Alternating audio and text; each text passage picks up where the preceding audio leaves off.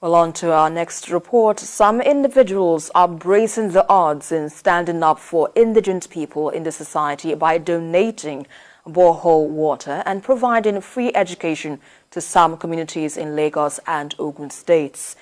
Sarah Ayuko met with these courageous and determined individuals and files this report.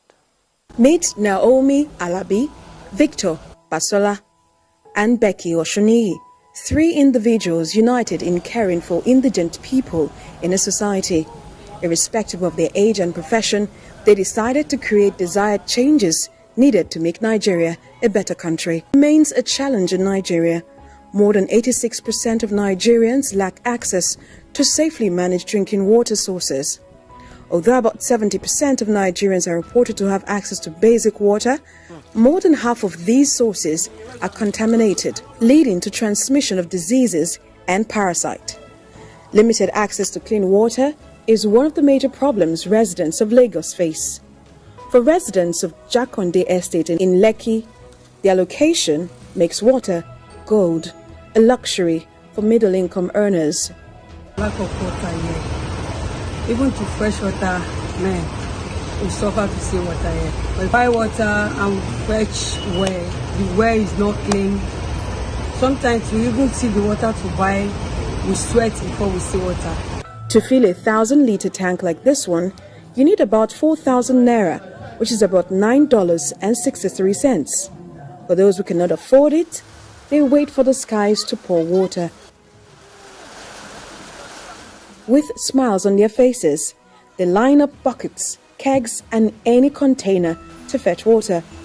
Like every woman in Rasiat and Yolan's compound, it's time to receive nature's gift, albeit unsafe. We doesn't need any water for here. We used to come outside the rain on midnight, whether 2 or 3, and fresh water. Anytime rain is falling, we are come outside and fresh rainwater.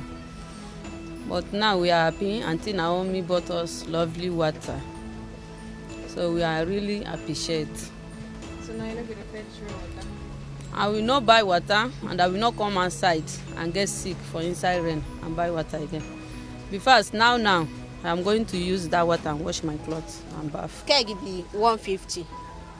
So okay, for tank now, before you buy the tank water self, you'll be pushing the up and down before they bring the water. So to get water for Jakonde, no day easy. 33-year-old Naomi Alabi hopes to change the narrative and help women have access to clean and safe water. Personally, I grew up in Kano. Growing up, I had to travel miles to get water. While currently I don't deal with clean water problems, I wanted to get into the water business, and I didn't want to do so without bringing awareness and attention to people for whom clean water is a luxury. Naomi is a US-based entrepreneur who decided to provide clean water for impoverished communities like this. Seems like something little, it's just water now, but if you calculate the amount of time that you have to advocate, especially the women, the responsibility usually falls on the women, the mothers that have to, if you can afford it, there's someone that comes in this community, they charge 150 naira per bucket. Okay, 150 naira per bucket. So for someone that can't afford it, they have to be managing. You can imagine the diseases that's associated with that. This Jakonde borehole is the first of 10 that she plans to donate through a Clean Water is a Human Rights campaign by the end of the year. For those of us who are lucky enough where clean water is not a problem, we should look at what we can do. I did this by myself. We currently are working with the CDA in hopes of helping out future and more communities, but you don't have to be a big government agency or a nonprofit to help. For a group of young volunteers in Lagos led by Becky Oshuniyi, distance is not a problem. In this area, we have 14 nursery and primary schools that we support, comprising of about 4,000 children from nursery to primary 6. And majorly the work that we do here has to do with the Sustainable Development Goals of the United Nations and education that is inclusive, education that is integrating, education that is balanced. And the challenge that we see is because it's so far away from even Victoria Island, because it has a peculiar name. It's called the Lekki Town.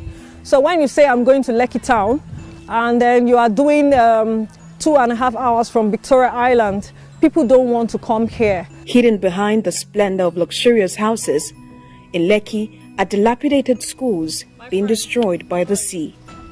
For parts of the school that the sea can't destroy, vandals from the community take the school essentials, depriving the children from enjoying education.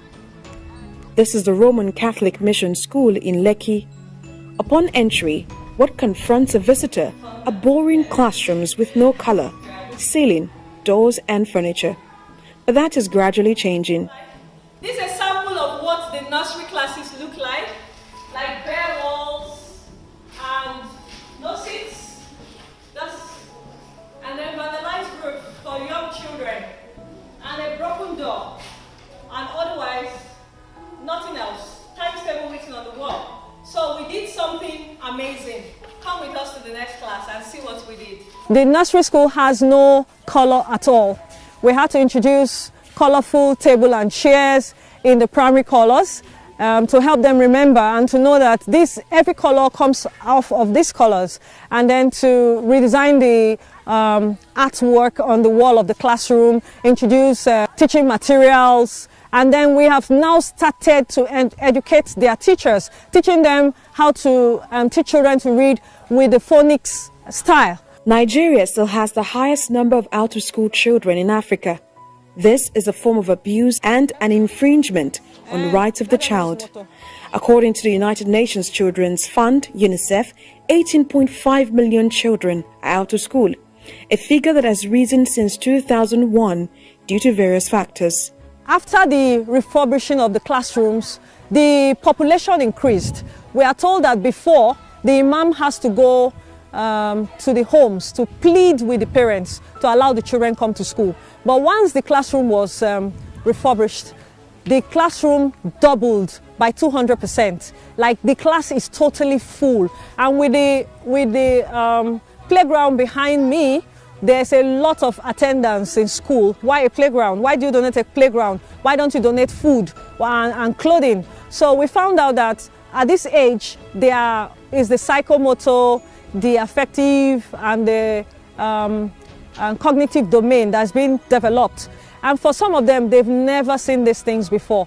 The smile on the faces of the children says it all. Our third change maker is Victor Bashola. He is the founder of the Kingston Nursery and Primary School in Akute, Ogun State. Bashola is striving to reduce the number of out-of-school children on the streets. The Kingston Nursery and Primary School is run by him and his wife. The couple withdrew their children from private schools they were attended to become pupils at the free school. My upbringing was a little rough. My dad tried his best to give us the best of education, but once in a while there may be times when we may have to be chased out of school. Momentary shame as a child did not leave my spirit, and I made up my mind that one day when I have the opportunity, I'll be able to help 1 or 2 children. I did not really plan to go all scale out. Myself and my wife, who happened to be the proprietress, decided to start the school. We were planning to start a normal business private school until when we had gotten the facility and in the place of prayer, I got an inspiration in my spirit to start a free school. I believe that years later, when these children become great in life, their success will be my joy. It is a 100% free school for indigent children. Pupils here have access to free books, uniforms, and 1 meal per day. Grace of God, I have 2 kids here. The 2 are girls. And the reason why I brought them in is because of some financial advices we're having in the home. I was almost spending about close to 90-something thousand. Every term? Yeah, every term. So we're not living in this area, so we're living outside Akute. But when I came, the situation was a bit rough. So we're thinking, how do we get that kind of huge amount of money? So for one term they were at home, I am 100% relaxed. The school presently caters for 35 pupils. Though the couple would like to bring in more children, limited furniture and space frustrate that dream. For 10 months, Bashola has been able to pay salaries to the teachers, but the recurring expenses are becoming uphill tasks. When we started, we had to ensure that we are paying the highest salary in this environment. I didn't want a situation where we attract low-quality teachers. The moment we attract low-quality teachers, we will have the project will be messed up. So we had to ensure that we are one of the highest-paying schools in this environment. In fact, in this environment, they pay BSc 22,000, they pay NC 18,000, they pay SSC 12,000. Here we pay SSC 20,000 and we pay NC 30,000. We ensure that we are paying the government minimum wage so as to attract the best of hands. So with the challenge we are having is salaries, challenge we are having is exercise books, textbooks. If we get publishers that can help us donate textbooks to the school, it will help to alleviate a lot of stress. The uniforms, you'll notice that 90% of the students have uniforms, but some that just joined recently don't have uniforms. The rent for the facility is 1.5 million. That's one of the major headaches. In fact, they told me last week that it has expired. The landlord, whether you are doing free school or not, you have to pay the landlord. There are about 12 staff right now, and we need a lot of things. We need furnitures. I would rather prefer a bigger place, a bigger space. As much as 2-story, I would love it, because when I go out right now, when we go outside, you find out that children are roaming around the streets, and if you call them, they were in school 2 years ago, they were in school last year, but their parents can afford it. Bashola believes that $1 daily will go a long way in keeping a child happy and ensuring proper assimilation of knowledge. Basic primary education should be free across board, not just in the government school, but in private schools. Private schools should be funded, should be supported by the government to ensure that primary 1 to 6 is totally free. Sarah Ayeku, TVC News.